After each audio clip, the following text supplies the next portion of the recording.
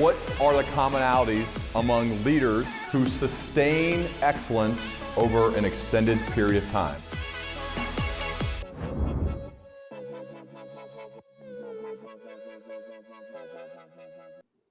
All right, Luke, it's good to have you here on the Learning Leader Show. Welcome, man. Thanks for having me on, man. Okay. I want you to take us to a moment, all right? And the time is 2008. It's the summertime, and you get a DM from the late CEO. He was the CEO at the time of Zappos, Tony Hsieh. And I believe you guys were in Las Vegas. Can you take us to that time and share the story of what happened next?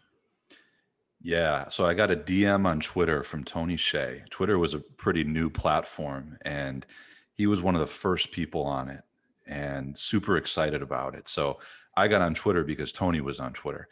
And that DM that you're referring to was him DMing me and telling me to come meet him at the Mandalay Bay Casino on the Strip at a bar called the Foundation Room, which is high up in the casino, super cool place, so that we could have celebration drinks. And I lived in Henderson, and I got in my car and just sped to the Strip, super excited, because the reason that he DM'd me was because the Zappos board had had a meeting earlier that day, and I'd been pacing around my house trying to figure out, what the news was, because one of the subjects of that meeting was going to be whether or not Zappos could acquire my company. And Tony and I had met a few months earlier and just had this whirlwind kind of courtship relationship. I ran a little e-commerce company also based in Vegas named FitFuel. And we weren't that big. We were shooting for $10 million in sales. Zappos had just surpassed $1 billion in sales. So I met Tony, and the very first time that I met him, he asked me if I would be interested in joining forces with him because Zappos, nobody knew it at the time, but they were already realizing that they eventually had to move beyond shoes. So this is before Amazon had acquired them, and they were just kind of looking for new growth avenues. My company did fitness and health related products, dietary supplements, things like that. So they were looking to get into wellness. And, Tony was kind of counting on my company to be the next vertical, the next $1 billion vertical within Zappos, right? Like, talk about pressure. Wow. So and my company, this is 2008. So for those who, may not be old enough to remember 2008, I feel like most of your listeners probably remember very well. But the year started off great. Zappos was doling out bonuses company-wide to all their employees. And by the end of the year, it was just like blood in the streets, right? The housing crisis, the investment banks were going under. And my courtship with Tony started when things were really good. Mm-hmm. And by this time, things were starting to look pretty bad. Like, I had just bought a house in Henderson. I had a really bad time, and I was already really regretting it. And my company was starting to suffer too. I was feeling the pinch, right? We had cash flow problems. So I was really hoping that this deal would go through. I was like betting that this deal would go through. This is not my first company, but this was the one that had grown super fast. And I was kind of like ready to make an exit. Tony comes to the rescue, and I'm ready to kind of just let's do this thing, right? Mm-hmm. I get to the Foundation Room. We have a couple of drinks. He says, "Luke, good news. Like, everything's good." The board this is not even a big deal on their radar because it wasn't a huge deal. Okay. But it was still good. It would have been very good for me. So we leave the Foundation Room, and the next day, I went out with some friends after that. And the next day I wake up, a little bit of a hangover, and I start, getting text messages, and one of my buddies and I go to the Zappos headquarters, and I was going to give him a tour, thinking that, hey, this is Zappos. This is, going to be my new home for a little while. I'm going to come in there, and I'm going to help be part of the leadership team. And we saw the executives at the company, and man, they looked like they had just seen a ghost. Like, they looked at me like something was wrong. And I was like, this is kind of a bizarre, kind of a weird sensation, right? Like everybody's supposed to be happy. Like we're supposed to be part of the same team now. It's like in the Social Network when Eduardo walks in after they had kind of yanked all of his shares and there's a lawyer in the glass room. That's you, right? You're Eduardo walking in at this time, right? Yeah. I'm like a deer caught in headlights. I'm like, what in the heck is going on here? Like something's a little off, right? Yeah. So I had my buddy with me and he's like, yeah, that was weird. And I was like, yeah, I know. So we left and we went out and got dinner later that night. And while I was at dinner, I got a phone call from Alfred Lin, who was the CFO of the company at the time.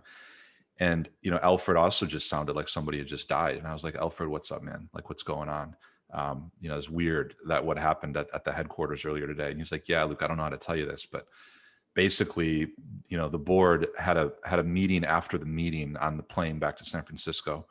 And they just changed their minds and they realized like, we can't do this right now. Like everybody's nervous about the markets and, we can't spend this kind of cash right now. The deal is basically off. Like maybe someday we can revisit this idea, but right now things are really bad. And, I don't know what more to say. So in the span of less than 24 hours, I had went from thinking that and Zappos was like the hottest company in the media at the time, right? Like Kanye West and Serena Williams, when they came to Las Vegas, they would go on a tour of the Zappos headquarters, right?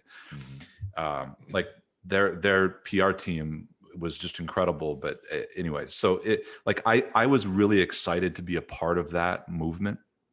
The financials of the deal were good too. So I was just like, I went from this extreme high to this extreme low. Okay. Like what ballpark were you going to get like off the table in your pocket? It was a lot of it was stock, which would have become Amazon stock, right? So it's like really hard to say what the actual it would have been a lot then. If I would have held on to that, it would have been a lot, right? Yeah. Because what I didn't know at the time was that, and part of the reason I think that this happened was that Amazon was having discussions behind the scene to acquire Zappos. Gotcha. Okay. Right. And so everybody at Zappos is going to get Amazon stock. This was 2008. Just think about what Amazon stock has done since then. Ooh. So I'm sure that didn't help, right? Because the last thing you want to do is acquire another company when it's like that gets messy, right? When a big company like Amazon is interested in you, you don't want to go off and do some deal that maybe, Jeff Bezos isn't going to like. Right. Yeah. So that complicated the matters a little bit, right? But assuming it would have been Amazon stock, it would have been a lot. It would have been a lot, right? Like life-changing amount. Mm-hmm. So I went from this extreme high to this just, I hung up the phone and I was just like in a state of shock. I don't really know how else to describe it because I had made the mistake of like telling to a bunch of people in the immediate hours after that, so I was like embarrassed. I was in a state of shock. I walked back to the table and just kind of sat there for a minute, just trying to figure out, what I was feeling, what was going on. And I realized in that moment, like something changed in me, something happened. And I experienced this very bizarre, strange moment of like relief for a second. And it was kind of a foretaste of kind of the direction my life was about to move in over the next 10 or 12 years. But it was a feeling of relief that I somehow like could get off of a certain like hamster wheel that I was on that didn't have any end to it. And the truth is that I had really stopped being excited about running that company. I, started it and was passionate about it, but like it got to a certain point where I wasn't like thrilled to go into my office every day. Mm-hmm. And that's a strange feeling when you start something and it's your baby and a year or two later, you don't feel the same way about it. It's like very kind of a disillusioning thing. And that had already started happening to me. So in a sense, I was like looking to this deal as a lifeline to like get me out of a job that I didn't like. And it was my company. I was the CEO of the company. And it's super strange, Mm-hmm. And I couldn't put my finger on like why I had these super mixed emotions going on and why I actually felt relieved. Mm-hmm. And part of my relief was like, Luke, this deal wasn't meant to be, like basically it was out of my control. I don't think there was anything that I could have done to really change anybody's mind. I mean, it was 2008. The Amazon deal was going on behind the scenes. So there wasn't a lot that was in my control that I could have done. And I think my relief was a certain like letting go of something that I was chasing that I probably would have chased for the rest of my life had I not gained some awareness of why I was striving for some of the things that I was striving for, and starting companies that I didn't even really like.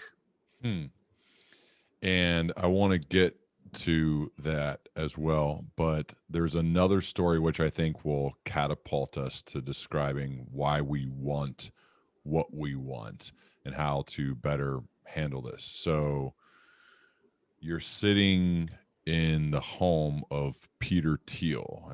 I would imagine most people know who he is, but for those who don't, co-founder of PayPal, first money into Facebook, does a lot. And you happen to be sitting in his house waiting to meet with him. What was it? What was the purpose of that meeting, and what did you talk to him about?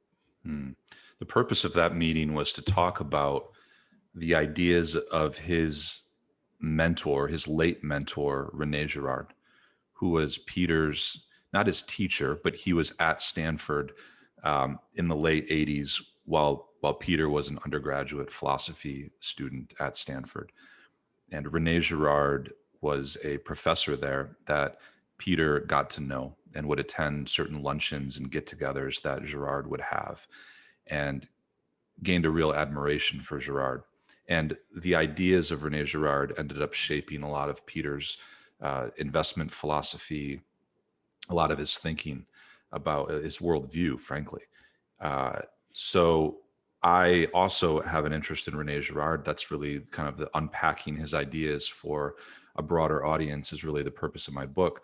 So Peter and I were really there to talk about Girard's ideas and our mutual experience. I mean, Peter himself had a kind of a similar experience to mine as he graduated from high school and went to Stanford, and then, worked at a law firm, went to law school and worked in finance. And he had kind of a similar moment where he started to question what was driving him.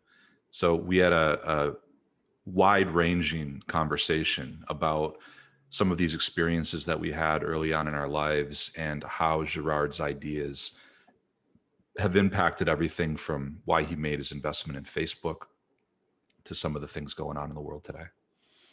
So there's a phrase that I know that may be new to some, but and I had not really done much reading about this until preparing for our time together, and that's this mimetic desire. Am I pronouncing that right? That's right. Okay, and so that's part of Girard as well, correct? That's kind of his. That's one of the his big topics of study. What is mimetic theory? What is this new phrase for most of us called mimetic desire? Mimetic desire is the core fundamental idea of Girard's, and everything in mimetic theory kind of flows out of this understanding of mimetic desire. So let's start there and focus on that, because understanding mimetic desire does lead to a lot of kind of consequences and implications for culture and violence and conflict and rivalry. And we can get into that maybe, but the fundamental idea of Girard's is that desire, human desire, we want things not because we generate our desires completely autonomously and independently, totally authentically, like we just wake up in the morning and want some new thing. Desire is sort of part of a social process. And the word mimetic just comes from the Greek word, which means to imitate. So mimetic desire, you could think of it as imitative desire. We learn to want things because other people want them, or other people wanted them first. And desire is a little different than just our basic needs. So, we don't have to imitate another person to fulfill some of our basic needs. If I'm hungry, I want to eat. If I'm cold, I want to be warm. I have like biological drives and instincts that guide me towards those things, right? Let's just call those needs and not really desires.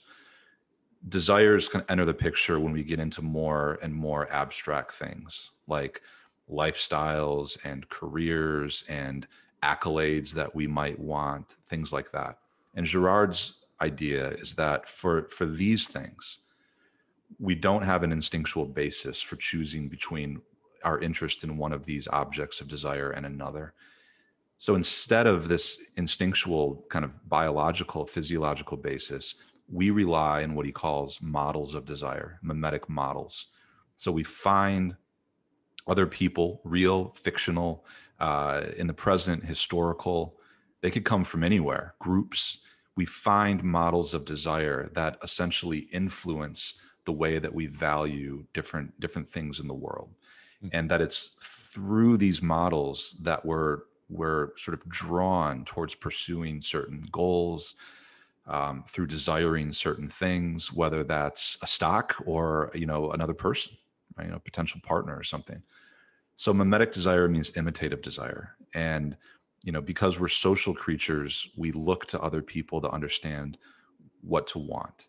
And it's fascinating when you kind of go down this rabbit hole, because, Girard, part of the scientific basis of this is if you study babies and toddlers and you look at how imitative a baby is almost from the second they come out of the womb, it's just amazing. I mean, they're already looking at their mother's eyes and following the mother's eyes to see what she's looking at. And they're interested in an object because she's interested in it. It's like everybody's first model is really their mother. Mm-hmm.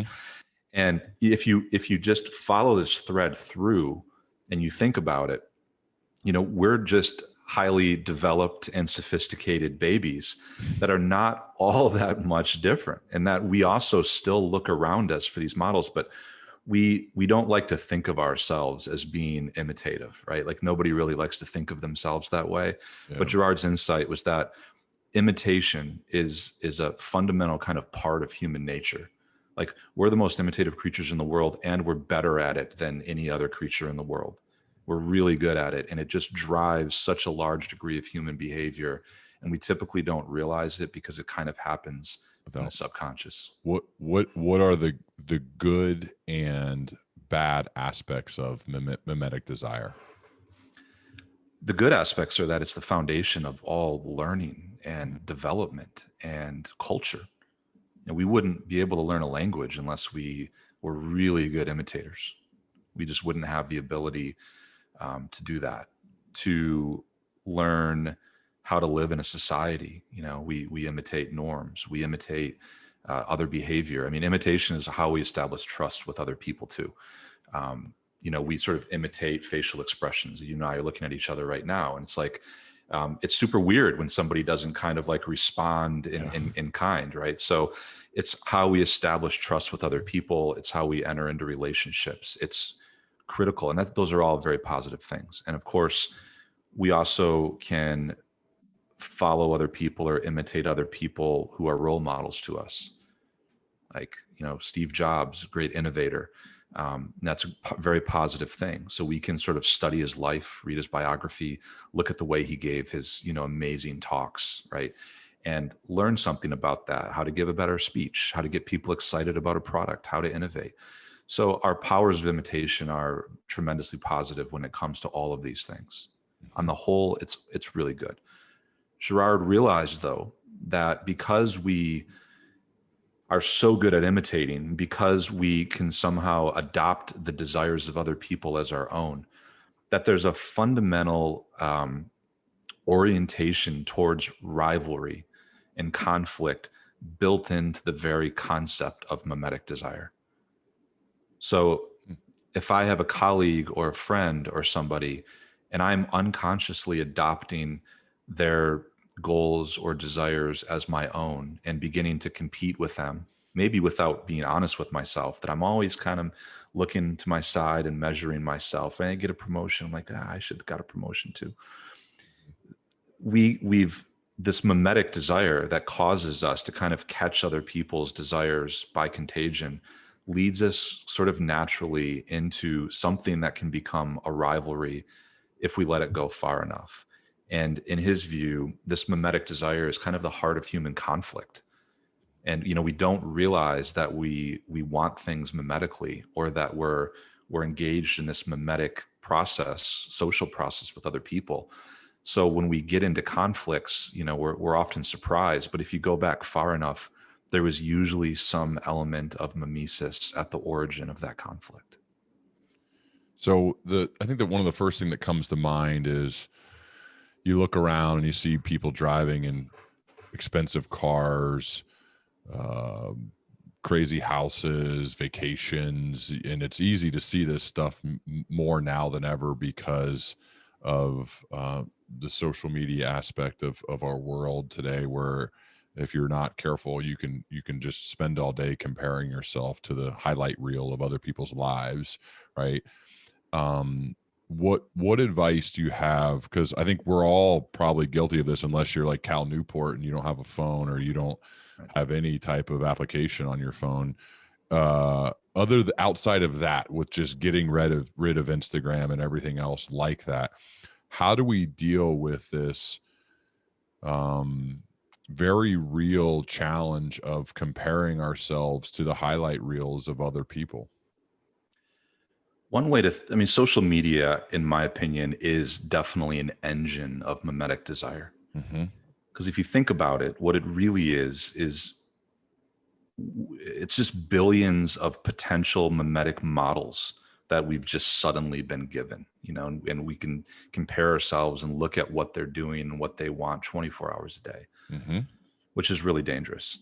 However, the problem goes so much deeper than social media. So I think that, Tristan Harris and the social dilemma and all of that, I think they're really missing something when they sort of tend to talk about the problem of social media as like a technological addiction. Okay. Like the addiction is just about like the way that the notifications affect my brain and stuff like that. The addiction is, I think that's true. I think that like the way that these apps are designed can kind of, evoke some Pavlovian response or something like that in me. But long before social media was even a thing, we looked to other people, right? And we're sort of like needed to know what they were doing, what they wanted to do. In high school, if you get an invitation to a party, the first thing you start wondering is like, well, who else is going, right? Like, so there's something that goes like deeper than just like the dopamine hits. And I would say that that's really the mimesis and the mimetic desire. Like the addiction is really the social need that we have to know what other people want, right? And like what they're doing. And that's why really social media is so powerful, probably more powerful during the pandemic than ever, because, we were stuck at home for such a long time. And I don't know about you, but my social media use went up. Sure. I'm looking at van life and like, yeah, maybe I should get a van. Yeah. Travel Your around the Netflix country, consumption and your social consumption went up. Yeah, absolutely. Yeah. But I think that it's almost more helpful. Certainly Cal Newport has a lot of great things to say about digital minimalism and just being intentional about our relationships with these apps, right? And there are certain safeguards and boundaries that we can put in place for them. But I think it's even more instructive to step back and think about it just in the context of a non-social media relationships in our life. When do we notice ourselves becoming kind of obsessively kind of concerned about another person's career or accolades or whatever? Social media just makes it easier for us to like know what people are doing at all times. But, this is kind of part of the human condition before social media. So I think, part of really developing what I would call some anti-mimetic machinery in our guts to deal with this is to step back and develop some self-awareness about, and some honesty about kind of what we react to and who some of these models might be in our life, right? Positive and negative, off social media, like people in our lives that we know, that influence what we care about, what our interests are. And kind of taking an inventory of that, I think, is really important. And I think doing that actually gives us some level of insight into how we use social media, if that makes sense. Yeah, there's something you've written about called thick versus thin desires.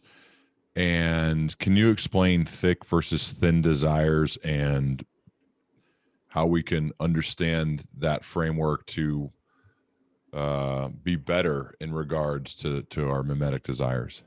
Sure. A thin desire is kind of what it sounds like. It's thin. Think of it like a leaf. It blows away at the first gust of wind. So a thin desire is a more mimetic desire. It's the kind of desires that I had when I was starting companies and becoming disillusioned with them after a number of months or a couple of years. So they're desires that are not rooted in anything that's like deeply important to me and enduring. They're the desires that are sort of given to us by the models that come in and out of our lives. Okay. And one way to know if they're thin is just kind of how quickly they disappear. Right.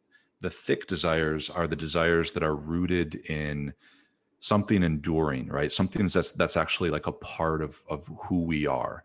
I think of it like rock formations that have built up layer upon layer, probably since the time that we were a kid. And I think it's actually really instructive to look back on our lives, to kind of do this exercise of memory and look back at the way that our desires took shape and evolved over the course of our lives, right? Going all the way back to basically as early as you can remember, and do this exercise of asking yourself, like, what were those things that were rooted, that has sort of always been with me, right? Those deep, thick desires that have been with me, that have not passed away in the ups and downs of, moving to a new city or getting a new job. It's funny, sometimes, we get a new job and it's all of a sudden we have all of these new interests and start caring about all of these new things. But there are some desires that endure like throughout all of these. It's kind of a thread that runs throughout our life. And you could think of those as the thick ones. And it's really important to try to identify them and identify, what's thin and what's thick. So when we're growing up and let's say graduating high school, and let's say we have the good fortune to be able to go to college, there are these kind of luxury brands of places to go and get a degree. And it's like, hey, if you study real hard, you get a 4.0, you ace the ACT, SAT, you could maybe go to Harvard. And that will just set you up for life. Right. And there's a lot of truth to that. And so kids in some cases, and as a parent now, these are things I'm thinking about as kids get older. What are the potential issues with having that mindset of this? I need to get the perfect score, the perfect grades, the perfect everything, because on the other side of that could potentially be this institution that will set me up for life. Right. What are your thoughts when, because that is a regular conversation you hear talking amongst parents, and what do you think about that? I mean, less and less those institutions are setting us up for life. I think that oftentimes, those desires to go to a certain institution or to have certain credentials are often thin. Those are just a great example of what I believe are almost always thin desires. And you have to ask yourself why. Like, why am I so obsessed with going to Harvard? This was my experience as an undergrad. I started out my undergrad days at a small university in downtown Manhattan called Pace. And I ended up transferring to NYU Stern and going like sort of the hyper mimetic track. As soon as I got to NYU Stern, I was surrounded by all of these people that wanted to work on Wall Street and wanted to go into investment banking. And of course, I just went along for the ride. I couldn't help myself. I mean, I was a hyper mimetic little undergrad student. And at no point did I sort of ask myself why having that sort of credential of going to that particular college, and I wanted to go really badly because that's where everybody else wanted to go that went to Pace. I went there, and it was probably, I mean, I feel bad saying this for any of the alumni, but it's probably not a wise decision, because I had a deep interest in the humanities. I had a deep interest in exploring philosophy. And by the way, I had to go back to school like 10 years later to study these things. But I kind of ignored, I mean, that's one of my thick desires, right? I ignored that because I had the opportunity to get this piece of paper that had this, impressive degree on it. But what it ended up making me do is just, I mean, when you're surrounded by people that are telling you that this is what a successful person does, it's really hard to resist that, especially when you're 17, 18, 19 years old. Like you just kind of like you have self-doubt. You just sort of like lack the ability to be able to like separate all of the noise and voices that you're hearing. You don't always know who to trust. So do I trust my parents? Do I trust this smart friend in my high school? Like, he really wants to go to this particular institution. Like, why shouldn't I? It's a hard time. And I think understanding these mimetic forces is particularly important in that formative, those formative teenage years. Let's talk about objects. An expensive watch, right? Like, you can buy a watch that does the exact same thing. Like, they both can do the exact same thing, which is tell accurate time. And one could cost $10-20, and another one could cost $10,000 or $20,000.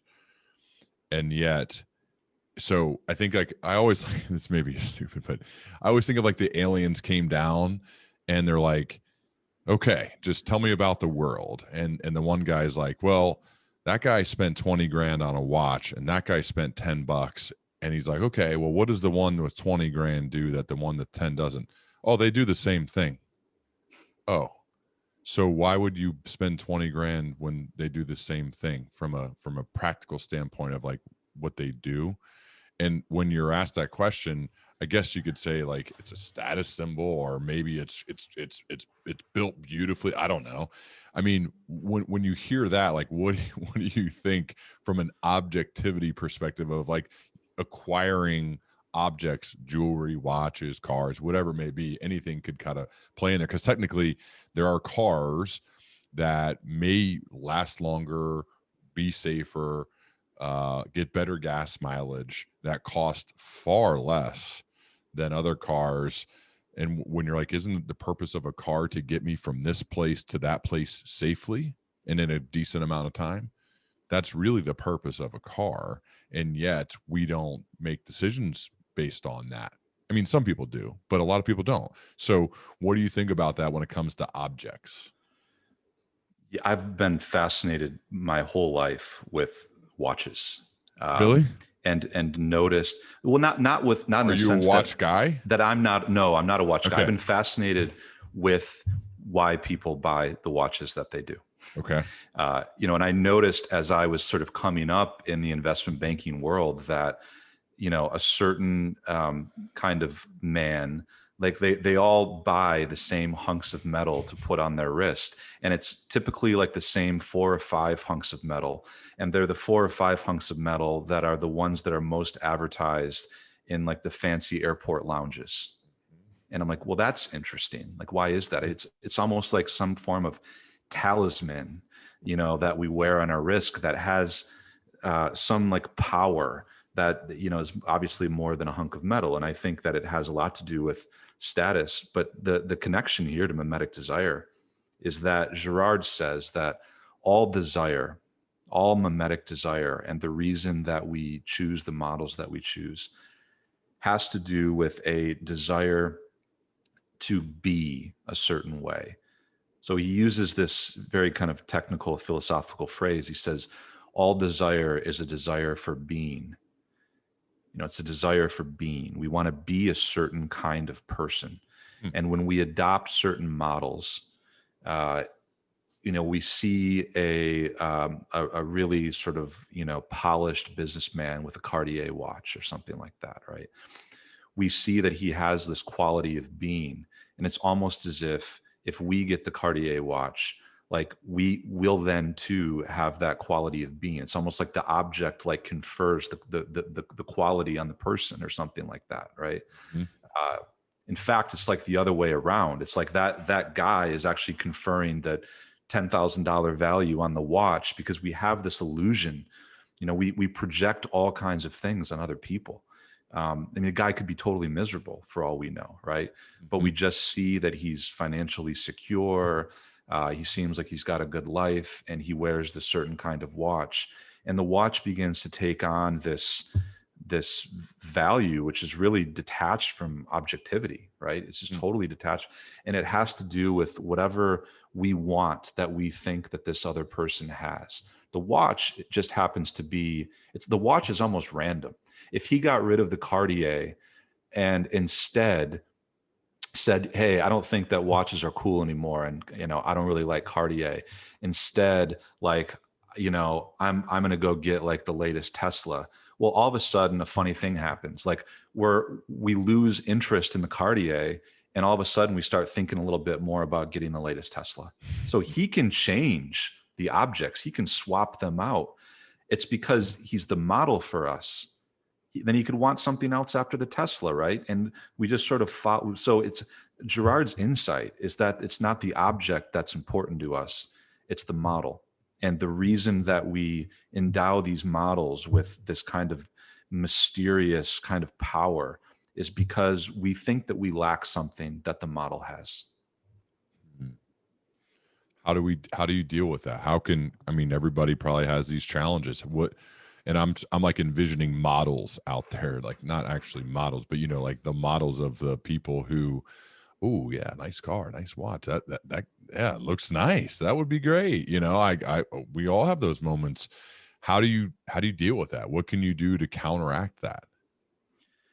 I think questioning our motivation and just being really honest with ourselves about, what's influencing us.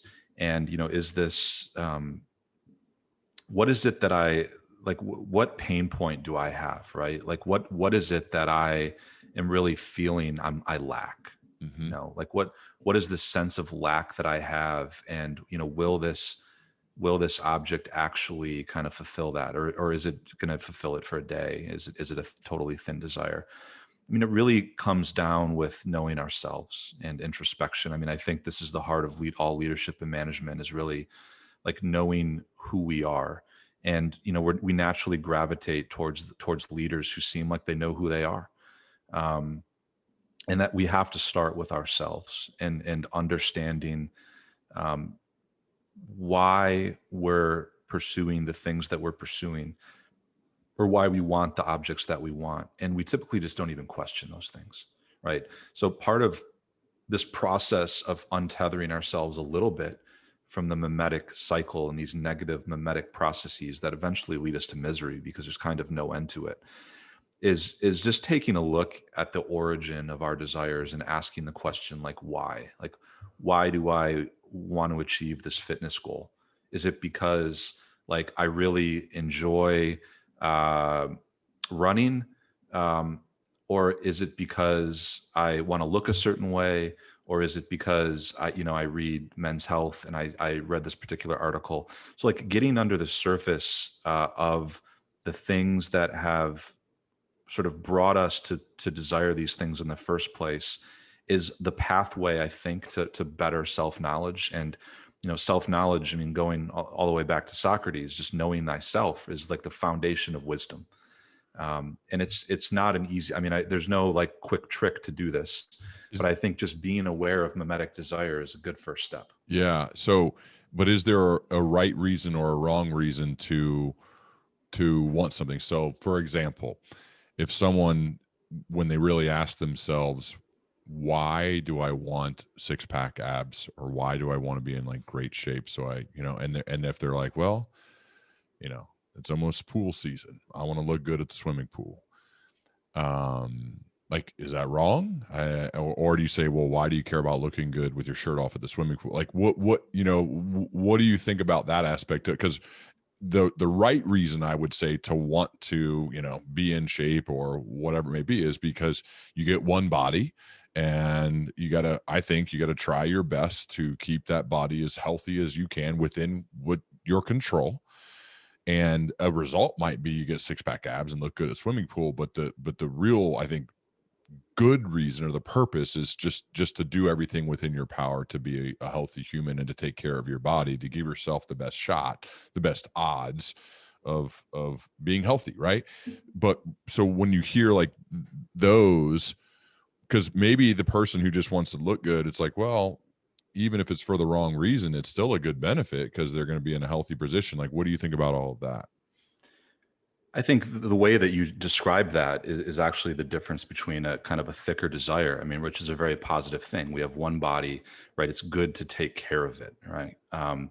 So that's, and oftentimes, like the very like positive side benefits of taking care of ourselves, maybe we will get a 6-pack, right? And go to the, and also, like, I want that too, right? Like, it's almost summertime, and I'd love to have a 6-pack, and I want to look good at the beach, right? There's nothing, that's just normal. There's nothing wrong with that. It's just an awareness of like, when does that become an obsessive desire, and when does that become more important than anything else, right? So like, if getting the 6-pack abs becomes, right, it's all about like a hierarchy of values. So if getting the 6-pack abs becomes more important to me than just taking care of my body and being healthy, well, maybe if you take it far enough, maybe I just start taking all kinds of like, unhealthy stimulants. I'm actually doing unhealthy things, right? It could lead me to right. So the focus becomes on that rather than just on like integral health, right? So just like stepping back and like, what's the core desire there? Well, the core desire is not the 6-pack. The core desire is to, it's nothing wrong with wanting to look good, by the way, right? That's just a natural desire too.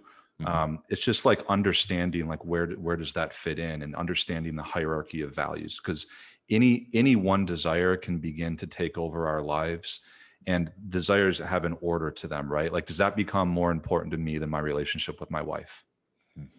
Right? Like, how do these things all fit in? And that desire, like when push comes to shove, we have to choose between desires, because we can't desire everything. Like, desire to be fit, I desire, to have a little more wealth. I want a good relationship with my wife. I want to progress in my career. If you don't have a hierarchy of these values, then the one that's sort of most mimetic at any given time ends up taking over and taking on like a disproportionate importance, if that makes sense. Yeah. How do you, one of the things that's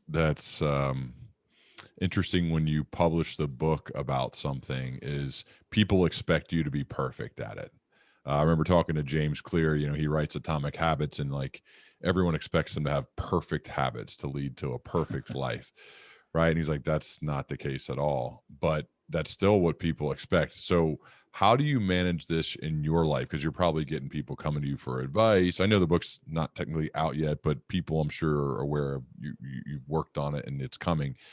What like are some of the personal cases, maybe a story or two you could share of how you've maybe learned through your research and it's made you better in your life, both at work and at home? Sure. I think, there's not really such a thing as just like a mimetic or an anti-mimetic person. I think for most of us, we have some of these tendencies more in some domains than in others. I used to be, to give you one example, I used to be kind of hyper, like influenced by the news, over the last 4 or 5 years. It's funny. I lived in Italy for a few years and I was completely removed from it. And I didn't realize how good I had it, and then I moved back to the States, in 2016, actually. And I just kind of got like sucked into like the news cycle and kind of like the mimetic kind of quarreling, and I was keeping up with it. And, one of the little things that I did is I just put some boundaries between myself and the news. And I started reading newspapers like a week after they came out. So the Wall Street Journal gets delivered to my house. It sits there for the next week. And this week I read last week's.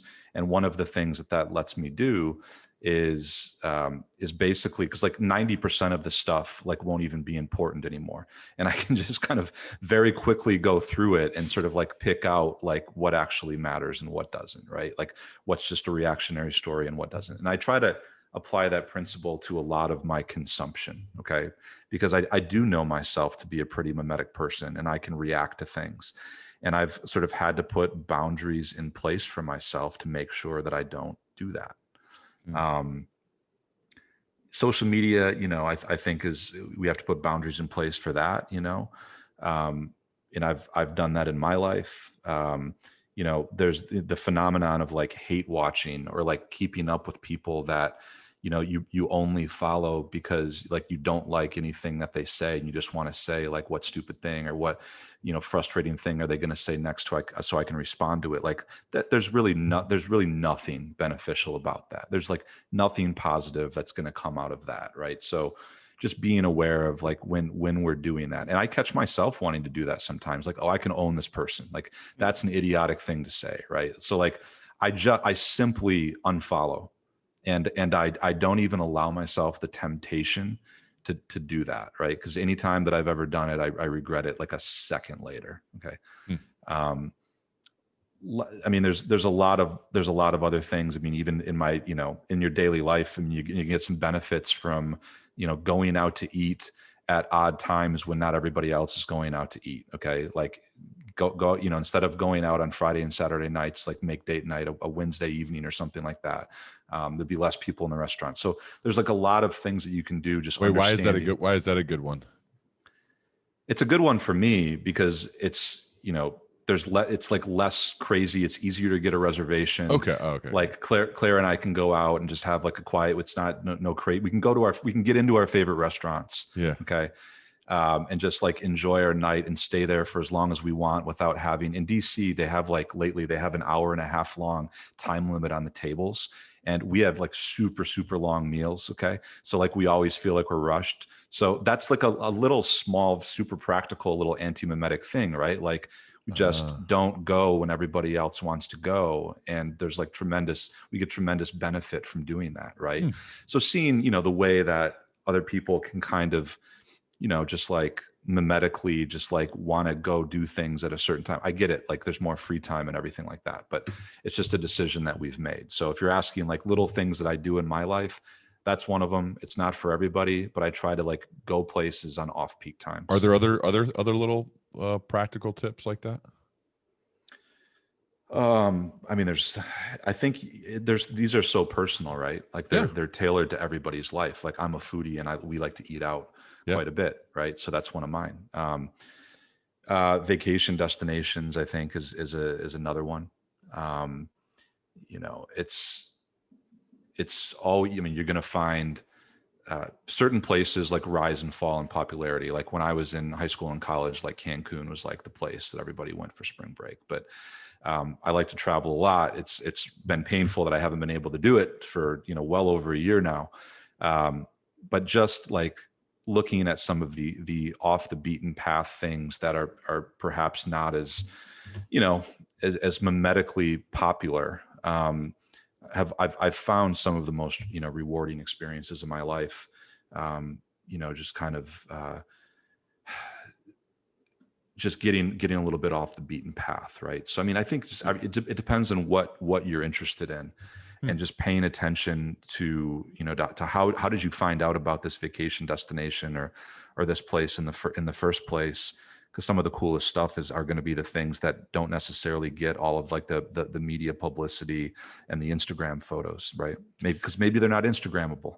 Yeah. I saw that. So you mentioned you spent time in Italy, that you went to a university in Rome where you studied theology. What made you do that? The reason that I was in Italy is because I was seriously considering becoming a priest. Really? Yeah. Wow. Yeah. Wow. So I I was in a serious process of discernment, and part of that, the formation process, they basically recommended that I go to Italy, spend a few years. I lived right next to the Vatican, right up on the Janiculum Hill, a stone's throw away from St. Peter's almost. And I was there for 3 years studying theology and going through this kind of process of discernment, figuring out if that's what I was indeed called to. Turns out that I realized it wasn't, but that was a process for me of kind of realizing what it was that I truly wanted to do. Wow. What's something you learned through that 3-year experience? I mean, that's wild. There's so much. I mean, and to be honest with you, when I look back on it, one of the reasons why I was so drawn to the idea of being a priest. I mean, I was raised Catholic, and then I had very typical kind of falling out, and then later in life kind of came back because I had a model in my life, a very positive model of a priest who exemplified extreme holiness to me, right? Like a saintly quality. And, I met him at a very formative time in my life. And I was like, wow, like this person doesn't care about so many of the other things that other people care about, and some of the accolades and the things that I'm pursuing so passionately in business. He was just, holiness is the only word I can use to describe it. Okay. And there was a process of, and he's not the only holy priest that I know, but certainly had an impact on me. And I think led me to that pursuit. And I got to a point where I realized that, yes, these were tremendously positive models for me in my life. And, I admired virtues in them. I admired their humility. And I got to a certain point in my process of discernment where I realized that, yes, that was a positive model, but I interpreted my desire to be like that, more like that, with a particular vocation to the priesthood. And what I was really looking for were some of the qualities of that person, not necessarily to take on his role as a priest, if that makes sense. And it took me a few years to kind of separate the model from the actual vocation. Wow, that's fascinating, man. One more question. When you meet with people who are earlier in their career, maybe they just graduated college and they come to you for advice, because I think you're obviously a guy that I think a lot of people would want to talk to. Great experiences, great people you've been around. You've studied some fascinating topics. What are some general pieces of career/life advice you'd give to somebody earlier in their career? I teach a lot of college freshmen every year. They can't graduate from, I teach at an undergrad business school in DC, and they can't get through the school without going through a class that I co-teach with my colleague Andreas, called The Vocation of Business. And one of the things, we talk about mimetic desire in that class. I try to spend at least one class every semester introducing them to these concepts.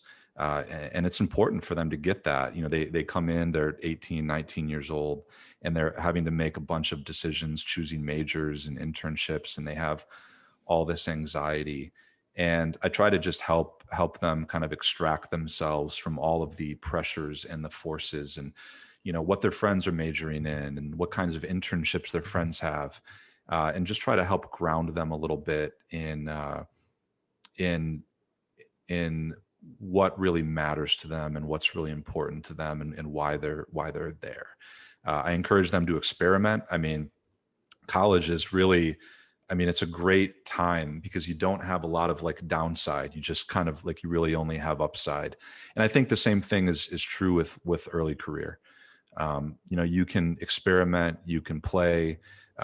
It's not a good time to get locked in to one track. Some people really are just, they're just lucky. They just know exactly what it is they want to do. In my case, I sort of was locked into this kind of idea of the good life, which involved, being successful on Wall Street and making a lot of money and having certain watches and certain cars and all of those things. But it was, in hindsight, it was like a time to really kind of play and experiment, and do things that it's a lot harder to do that as you get older in life and you have some more responsibilities and you have a family and you have kids. So, that's one thing. And I think that's one way to kind of deal with some of these hyper mimetic forces that can begin to kind of put us. There are certain, think of yourself on the top of a mountain. I like to snowboard, and when there's kind of fresh snow, there begin to be certain tracks in the snow. And it's just a time to kind of go off grid, right? Go off piste and just and play, and don't feel the need to follow those tracks. Mm-hmm. Wow. Really good. How pumped are you for this book to come out, man? I'm pumped, man. At the same time, this is 10 times more work than I ever imagined. So you know what that's like. But I'm super excited. Well, I encourage people to check it out and read it. Wanting the Power of Mimetic Desire in Everyday Life. And Luke, I think one of the cool things about it is going back and forth between telling these, and we did that some here on the podcast. I think it's engaging and also informative, but going back and forth between the storytelling and some of the science behind the stories, and then the practical application for you, the reader, or you, the listener. That's what Wanting has, Wanting the book. So check it out. Wanting the Power of Mimetic Desire in Everyday Life. Excited for you, man. I really appreciate you being here and sharing more with me. Is there any place you'd send listeners, viewers to learn more about you online? Well, thanks so much for having me on, Ryan. Yeah. This is great. LukeBurgis.com. I publish a Substack. I try to put something out weekly, so you get bits and pieces of the stuff that didn't make it in the book, if you want to subscribe to that. Awesome. Well, Luke, certainly would love to continue our dialogue as we both progress, man. This is fun. Yeah, thanks a lot, man. I really appreciate it. Okay. Take care.